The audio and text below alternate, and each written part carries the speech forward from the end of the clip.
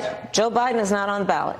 I understand. And Donald Trump but is. You talked about it. And Donald Trump After George Clooney said within a few minutes of talking to President Biden at a fundraiser that he thought this was not the same Joe Biden that we saw on the debate stage. Donald Trump is on the.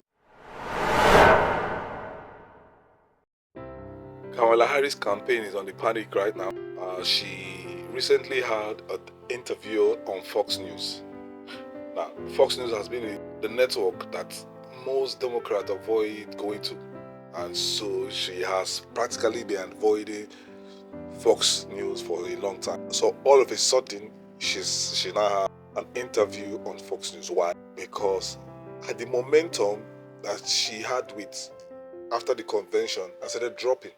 People have started seeing through her that she is not convincing them well enough. She has been moving from one network to the other, friendly network, granting interviews. And in that interviews, she just allow her to just say what she wants to say. They ask her questions and they don't ask her follow-up questions. So they just allow her, and that's how her interview has been. So, but the recent one that she had on 60 Minutes was quite different because the white kicker really pressed her, asked her question like none of the other interviewers that she had gone to. So they're really having friendly and soft interview, and all of a sudden she's now on Fox News to have this interview that we're going to be watching in a moment. Now, why is she here? Now she has been dropping behind Trump in most of the polls, and they are on a panic mode. So they're trying to do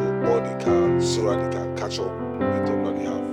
Now went to Fox News to see if she can try to remedy some of this shortfalling that she has been having with men generally, and maybe in this interview she can get new voters. And now, so this interview that she had, these are some of the best parts of the interviews that we'll be watching in the moment, where she was asked questions, and you see her reaction from her body language to the signs on her face and how she behaves. So you're welcome to the Welcome Show. If this is your first time on this channel, you're welcome. I would like you to like, subscribe, and share our video. Let's get more people to watch our video without wasting much time. Let's watch the clip. Not about those plans in recent days. Your campaign slogan is a new way forward, and it's time to turn the page. You've been vice president for 3.5 years. So what are you turning the page from? Well, first of all, turning the page from the last decade in which we've been burdened with the kind of rhetoric coming from Donald Trump that has been designed and implemented to divide our country and have Americans literally point fingers at each other. Rhetoric and an approach to leadership that suggests that the strength of a leader is based on who you beat down instead of what we all know. The strength of leadership is based on who you lift up. The strength of an American president, which is one who understands that the vast majority of us have more in common than what separates us. Madam Vice President, more than 70% of people that is about pollsters, turning the page on rhetoric that people are frankly exhausted of, Brett. More than 70% of people tell the country. Kamala sounds like the very rhetoric she's accusing Donald Trump of. She cannot answer questions. Every time she just diverts and start calling on Donald Trump. Donald Trump is a problem.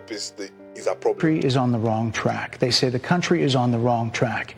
If it's on the wrong track, that track follows 3.5 years of you being vice president and President Biden being president. That is what they're saying, 79% of them. Why are they saying that? If you're turning the page, you've been in office for 3.5 years. And Donald Trump has been running for office. But you've been the person holding the office. Come on. Madam You Vice and I President. both know what I'm talking about. You and I both know what I'm talking about. I actually don't. What are you talking about? What I'm talking about is that over the last decade, But people you're the have lever become. of power. But listen, over the last decade, it is clear to me, and certainly the Republicans who are on stage with me, the former chief of staff to the president, Donald Trump, former defense secretaries, national security advisor, and his vice president. One, that he is unfit to serve, that he is unstable, that he is dangerous, and that people are exhausted with someone who professes to be a leader who spends full time demeaning and engaging in personal grievances and it being about him instead of the American people. People are tired of that. If that's the case, why is half the country supporting him? Why is he beating you in a lot of swing states? Why, if he's as bad as you say, that half of this country is now supporting this person who could be the 47th president of the United States? Why is that happening? This is an election for president of the United States. It's not supposed to be easy. I know, but it's not supposed to be. It is not supposed to be a cakewalk. So are they misguided, the 50%? Are they stupid? What is it? I would never say that about the American people. And in fact, if you listen to Donald Trump, if you watch any of his rallies, he's the one who tends to demean and belittle and diminish the American people. He's the one who talks about an enemy within, an enemy within, talking about the American people, suggesting he would turn the American military on the American people. We asked that question to the former president today. Harris Faulkner had a town hall, and this is how he responded. I'm sorry, and with all due respect, that clip was not what he has been saying about the enemy within that he has repeated when he's speaking about the American people. That's not what you just showed. Well, he was asked about that specific... No, that's not what you just showed. In all fairness and respect to you, that was the question that we asked him. He didn't show that, and here's the bottom line. He has repeated it many times, and you and I both know that.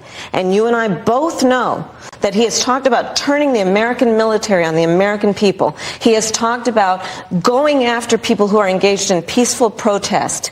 He has talked about locking people up because they disagree with him. This is a democracy.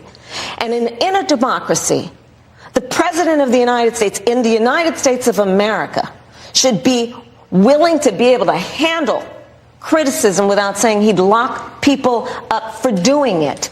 And this is what is at stake, which is why you have someone like the former chairman of the Joint Chiefs of Staff saying what Mark Milley has said about Donald Trump being a threat to the United States of America.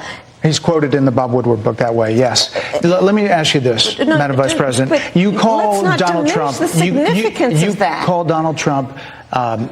he's misguided. You say now he's unstable. He is unstable, Brett. He's not well. You say he's mentally not stable. He's not stable. Let me ask you this. You told many interviewers that Joe Biden was on his game, that ran around circles on his staff. When did you first notice that President Biden's mental faculties appeared diminished? Joe Biden, I have watched from the Oval Office to the Situation Room. And he has the judgment and the experience to do exactly what he has done in making very important decisions on behalf of the American people. There were no concerns raised? Brett, Joe Biden is not on the ballot. I understand. And Donald Trump but is. But you talked about it. And Donald Trump After George Clooney said within a few minutes of talking to President Biden at a fundraiser that he thought this was not the same Joe Biden that we saw on the debate stage. Donald Trump is on the ballot. I understand. You met with him at least once a week for 3.5 years. You didn't have any concerns?